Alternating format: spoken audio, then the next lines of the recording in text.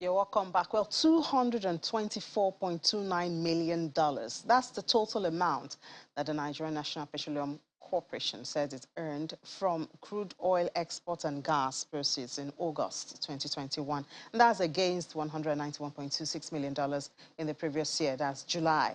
A breakdown of the figures captured the NNPC monthly financial and operations report for the period, indicating that exports of crude oil amounted to $7.77 million, while gas and miscellaneous receipts stood at $65.26 million and $151.26 million each. At the same time, total crude oil and gas export receipts for the period of August 2020 to August 2021 stood at $1.86 billion. Well, let's have Bolanle Agbaje, analyst with Financial Derivatives Company, joining us now to speak to this and, of course, other issues in the commodities market space. Good to speak with you again, second time this week. So we see that between July and August last year, there was an improvement. Do you see this? Is it continuous? Are we going up or going down when you look at it forecast, or what the figures will be?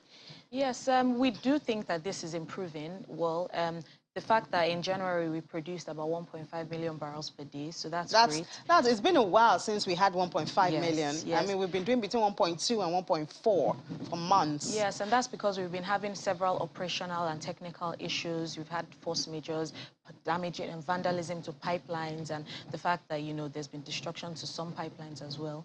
That had obviously reduced, our supply. And the fact that we're still producing 1.5, we haven't really met our OPEC target of our quota of about 1.6 to 1.7 million barrels per day. And then we've also had some disruptions, like, the fire in Delta, the one in Bayelsa. Yes. Those will feed into the figures at the end of the day. Feed into the figures. So we do hope that, well, nothing so far in February, so we do hope that, as the months keep going by, most of these operational and technical issues will be solved. And OPEC Plus has actually come out to say that, it's nothing to worry about. Most of these operational issues are temporary, and, they shouldn't affect supply in the long run. Transitory. Transitory, yes. Okay, but what about, for now, we have the issue of the petrol still going on in most cities. I know it's not just Lagos and Abuja now. We also have it in Kaduna. They also have the complaints. They've had a lot of long queues. How do we see that affecting that space? Well, the NNPC GMD has actually come out to address this issue, and then they've also mentioned and apologized to the Nigerian people. And promised investigation. Yes, and promised investigation, yes, because obviously somebody has to pay for this. Yes. But they've also assured Nigerians that, they're working on getting more supply into the market, and that should, more or less solve these temporary disruptions that we're seeing at the moment. So we're very hopeful, that they're actually doing something about it. The queues are not so bad as we've seen in previous years, but, they're still there. And most people, obviously, have added the panic buying aspect to it as well, which should, make the scarcity linger on for a short period. But I do hope that the NNPC would actually come and solve this issue. And I think there's also the fear of getting the wrong PMS, because a little bit of complaint of parts of their cars getting bad generators, after using this. So I think that happened. They did mention that they received that particular adulterated fuel, or the batch, on 20th of January. So I do think that, by now, it has probably been eliminated from the market. Unfortunately, those that bought between that period, from 20th We've all bought between 20th of January to this time. Well, a lot of us have had to fill our cars, do the generator. Yes. But I think those that, have had issues with their cars, generators, I'm sure that, the NNPC would most likely look into... Yeah, there was the mention of compensation, but I don't know how that will work. I mean, are you going to take your car and go to the NNPC and say, oh, because of... Do you understand? It's bizarre, but I think I don't know how the NNPC would, make this work, but I'm sure that they will definitely do something about it, even if it means, most of the customers going to NNPC and, making those complaints and then getting compensation from it directly from them. And I do hear, like, for a state like Port Harcourt, River State, that some customers went in and beat up or closed down filling stations because they bought from there and it affected their cars. Yes, so obviously those are the ripple effects from that kind of, situation. Nobody will definitely be happy if, just because something that could easily be avoided was what, caused them to spend more money on. Therefore, it's obviously caused disruption to their days. And, the fact that they have to fix this, I'm sure it's annoying for majority of, the Nigerians that were faced by this. And I guess this also calls for a question or attention to the process. At what point do you check the quality when it is imported? Is it before it gets out to the customers? This all. Yeah, so I think this happening, it's probably a good thing in disguise, in the sense that, it's now puts focus on the quality assurance aspect of, NNPC, and, the fact that who exactly is in charge of monitoring what kind of oil comes into the market and what kind of oil is being bought. So I'm sure from now on, the focus will definitely be on that aspect of the company, and they'll probably make sure that, this kind of thing doesn't happen again. And then we saw the price of oil this morning down. I was driving it down at this time. We're hoping to be getting straight to $100. Now we are around $91.48. Yeah, so I think what's driving it down should just be simple technical buying. Most people had anticipated that the impact of the Russian and Ukraine crisis, the fact that, the Iran and US deal. Exactly. So all of that have already been priced into the market, and you see you had some gains. And we definitely think that this is just basically fundamental when it comes to, the drawdown in oil prices. But at the same time, you still have the fact that there's huge supply shortages within the oil market. And we do expect that oil should keep or range between $89 to $92 per barrel at the moment. And also, I think there are more reasons that to support the continuous hike in crude oil price than, the other way. Because, you have the fact that U.S. Crude production has also declined, oil rig count has declined.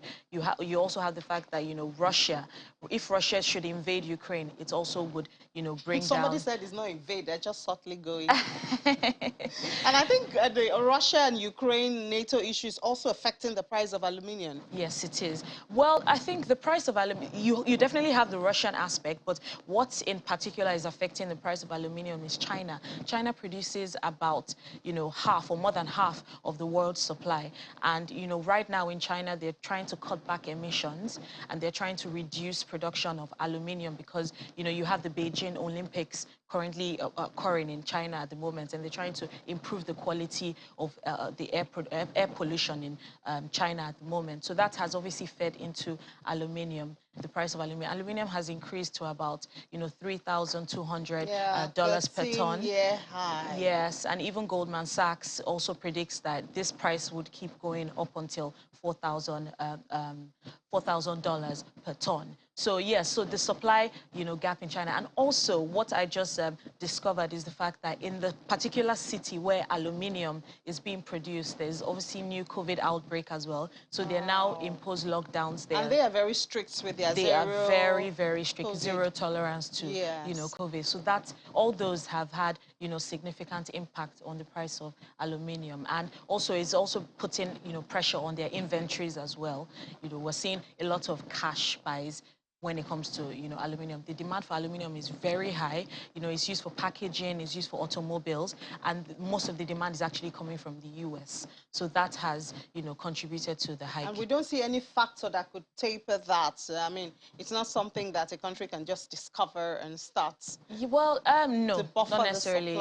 It's something that, it takes years to invest in this kind of commodity. And, China, although China is, the largest producer, but we'll definitely be seeing new entrants in the coming years. And then we also see that the price of diesel is up more than 17%. Yes, so the same thing. Everything is up, everything. Yes, so obviously diesel, you have price of diesel increasing when you have the price of oil price going up as well. Diesel is, a byproduct of crude, and definitely, and it's also a deregulated market. So like I mentioned before, whenever oil prices should increase, the domestic price or pump price should obviously follow suit. But the fact that, our own pump price doesn't increase as well as because of the subsidy. So when the subsidy is out, we'll definitely be seeing the same situation. And I think most importantly, when you're looking at diesel, diesel is used for power generation as well, to fuel our generators and all that. So there's that extra demand. Apart from the fact that, truck drivers, most of these transport vehicles rely heavily on diesel to move.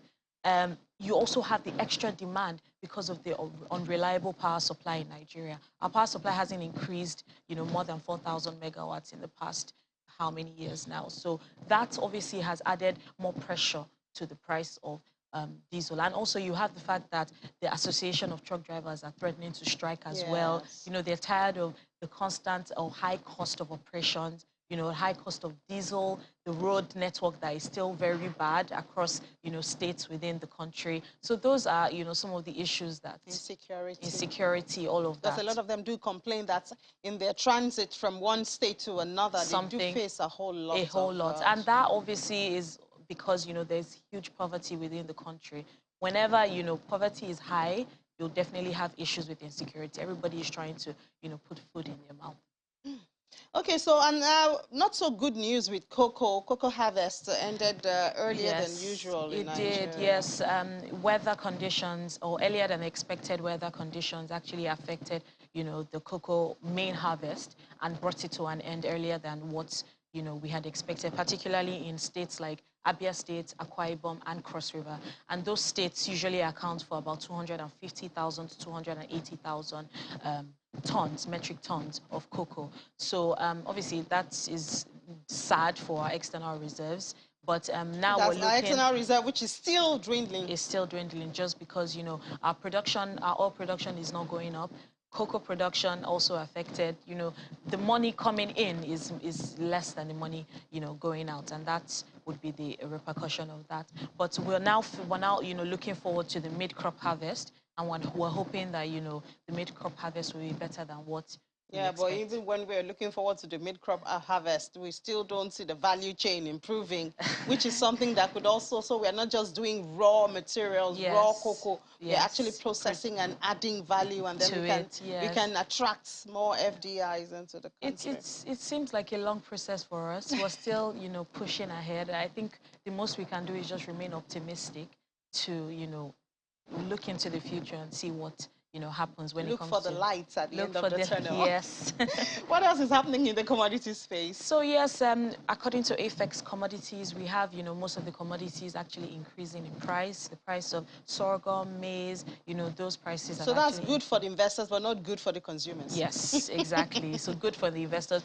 Generally, many, both agricultural and non-agricultural commodities have seen a hike in price. In fact, for the past 2 years, they've been doing so well when it comes to investing in, some of those commodities. But for the final consumers, it's not so great for us. And, most of coming back to our domestic commodity space, most of these commodities have remained high and elevated.